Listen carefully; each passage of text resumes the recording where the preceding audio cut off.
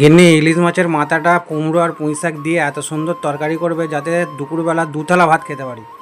বাবরে, ঠিক আছে। যাই হোক, মুড়োটা কিন্তু আমি ভালো করে ভেজে নিয়েছি, ঠিক আছে? তো ওর কথা মতো আজকে পুঁই শাক দিয়ে, মাছের মাথা দিয়ে, কুমড়ো দিয়েই তরকারিটা হচ্ছে। প্রথমে আমি তেলের উপর দিলাম তেজপাতা, গোটা জিরে, টমেটো, এবার একটু হলুদ, নুন দিয়েছি, আর সাথে দিলাম আদা বাটা, ঠিক আছে? আদাটা আমি গ্রেটারে গ্রেট করে নিয়েছি, তোমরা বেটেও নিতে পারো। তারপরে দিয়ে দিলাম একটু পুঁই শাকটা, মশলাটা কষিয়ে হালকা জল দিয়েছিলাম, আর তার উপর দিয়ে দিলাম পুঁই শাক।